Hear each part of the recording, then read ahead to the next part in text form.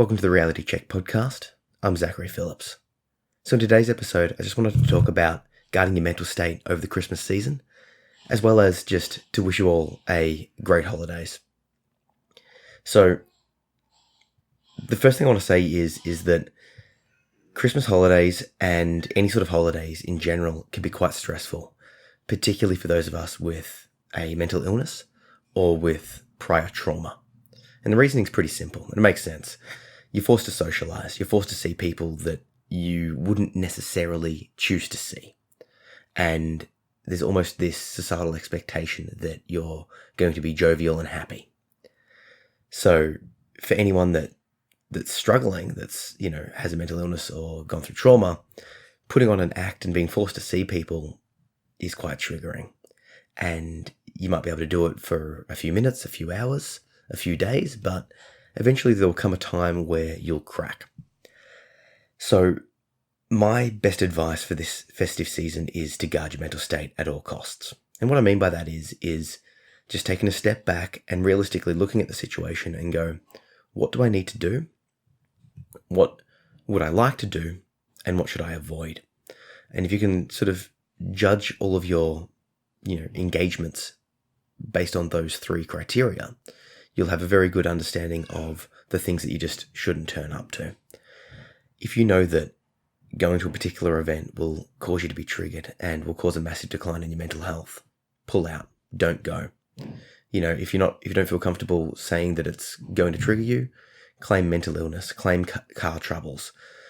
Just don't mention anything. The whole point of this is basically saying that you need to be in your own corner, because ultimately everyone looks out for themselves as a matter of first priority for the most part. So you need to do that for yourself. And there's no point in burning yourself out for the sake of appearances, just to have to recuperate and recover for days on end. Or if you think it'll put you into a depression spiral or cause your addictions to flare up or anything like that. It's just not worth it. Obviously, long-time listeners will know that this is my approach for most things in life, that I will cut the things from my life that cause me to feel triggered or to be put under mental duress, or I'll be as open and honest as possible and say to the people in my life, hey, this is how I'm feeling right now. I might leave early, or hey, this is how I'm feeling. I just can't come. And if I'm open and honest, those people can choose to accept or reject that as an answer and choose to judge me appropriately. And, I say judgment because people do judge. People will judge you based on if you come and how you act, and if you don't come and how you pull out, and all of those sort of things. But it's basically, in my mind, it's about weighing up the risk to reward.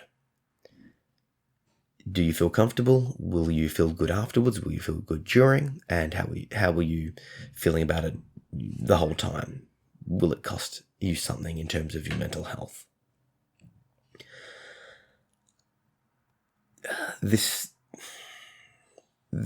festive seasons are always quite tough, particularly because there's a lot of social sort of intricacies that are hard to navigate, particularly if you come from a place of mental illness, past trauma, or if you are struggling financially. If you think about the concept of gift giving, there's this feeling or this obligation that you need to, outbuy each other or give people expensive gifts. And, for one, just don't go into debt. Don't spend too much. It's just, once again, not worth it. Just basically repeating what I previously said. But two, if you do struggle financially, there's this sort of awkwardness in which a quality gift that you might give might be seen, or you might feel that people will judge you for its perceived lack of quality. I don't have much money, so the gifts that I can afford to give to people have to either be quite, financially cheap, or they have to be secondhand, or they have to be, sort of a gift from the heart, for lack of a better expression. And obviously you try and give someone something that they would like, but, there is this, when you don't have much money, there is this sort of weight hanging over you that when people are opening presents, particularly in a family situation, if people are giving amazing gifts, and you've got this added anxiety of going, oh, they're about to open my, terrible, shitty, poor, whatever gift, because the anxiety sort of creeps up. It can be quite overwhelming, and that just sort of adds to this sort of family drama. Once again, there is also the added issue of interpersonal relationships, and if you've had a falling out with family members, or you feel ostracized, or you have been ostracized, you don't know them as well as they know each other, and they don't know you that well. So there's this sort of ever-present gap that you'll feel, or that you may feel, when you go there. You might feel like the black sheep. I know that because of my father, as you know, was a drug addict and a drug dealer and mentally unwell, and he basically presented himself like a homeless person. And because of him, I always felt, as you would as a growing up, associated to him. And I felt that he was being judged, and that the way he was being judged was sort of filtering down through to me. Now, this is all my own internal ruminations and all that sort of stuff. But ultimately things become like a self-fulfilling prophecy, because I felt that way, and then I would most likely act a bit more standoffish or a bit more reserved, or, feel judged. And that would cause me to act in a particular way that would then draw a different response to how other people would be acting. There's sort of this self-fulfilling prophecy, this knot of interpersonal connections that occurred when I was growing up, when I was a young kid, that I didn't have the foresight or the detachment or the adult knowledge to be able to step back and sort of disentangle myself. So now I'm left with sort of that legacy, and it's a constant battle to sort of fight through it and discover my own place and have my own relationships with people outside of the appendage to my terrible father.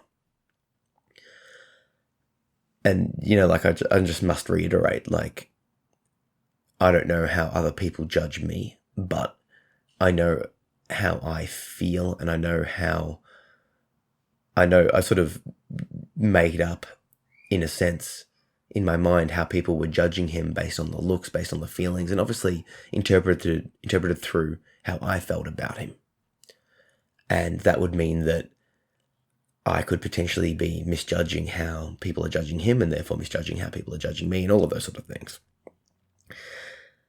Point I'm trying to make is that going back to family causes all of these feelings to rise up, all of these feelings to come back.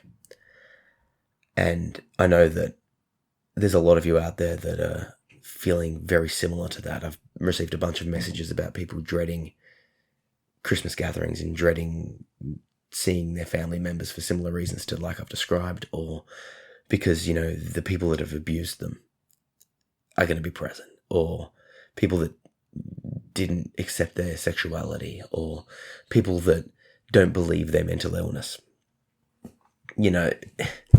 Family has a way of making you feel like a child again, has a way of sort of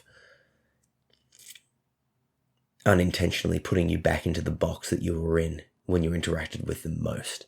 And that most likely is when you're a child or a young teenager, i.e. when you were least secure with yourself. And, there's a bunch of reasons why that happens, but the fact is that it does happen. So the whole point of this message is if you're feeling stressed out about a family gathering, consider not going. You need to guard your mental state. Consider going as well, because, it could help you, but it's not guaranteed that you should or must or have to do anything. If you do decide to go, once again, guard your mental state at all costs. Go in there with an escape plan. Go in there with an excuse to leave if you have to. I like to take myself out of the interactions intermittently, go into a spare room and just listen to a song or two, just as a way to ground myself and sort of decompress a little bit. Then I'll come back and I'm fine. Do whatever you need to do to look out for yourself, and just put yourself first. It's not selfish. It means that you'll be there for other people, because if you're in a good mental state, you can be the best version of you to be there in that family gathering. And I don't want to paint this whole thing as a negative. I just want to basically say, hey, look after yourself this Christmas. Enjoy it as much as possible and guard your mental state at all times. And for everyone that's listening, have a good festive season. No matter your religion, no matter your beliefs, all that sort of stuff, just have a good one. Finally, I just want to give a couple of quick updates. My book, How to Get Your Shit Together, is out now and available. I'm very excited to be able to bring this one to you. I'm going to link you in the show notes the link to a PDF that has the first chapter. This first chapter is basically the principles of the book. And there'll be a link to download it. You'll put your email in, I'll send you the PDF, and you'll get the 7 principles that make up the core of this book.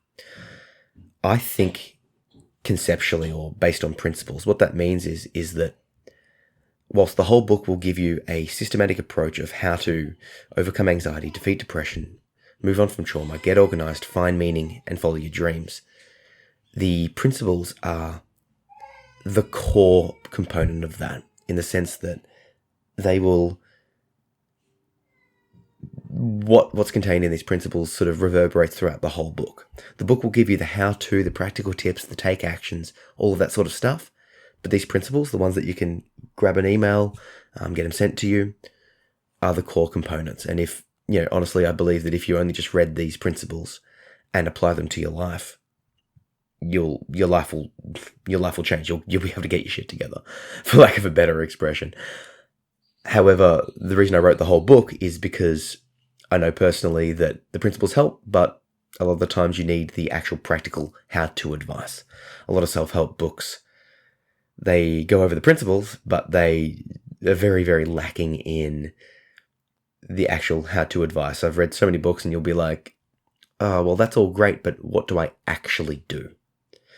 And I hope to remedy that. And if you're following me on social media at Zach P. Phillips, I've already started releasing some pictures of the content so you'll be able to see the insides of the book. And over time, I'm going to release the entire book chapter by chapter as a paperback, in terms of blog posts, and an audiobook in terms of podcast episodes. Right now, as of December 24th, 25th, depending on when you're listening to this, How to Get Shit Together is out as a paperback and an ebook, and I'm just waiting on approval for the audiobook. So like I said, chuck your email in the list below. I'll send you the PDF and you'll be able to get the crux of the book. And if you like it, consider purchasing it. It's a great way to support the podcast, great way to support me. Consider it a Christmas present. Buy yourself the book, make yourself, give yourself the gift of mental health this Christmas, and also give me a little bit back too. Makes a massive difference. So yeah, with that not so subtle sell out of the way, I'll wish you a happy holidays, and I hope to bring you a lot of amazing content moving forward. So thank you.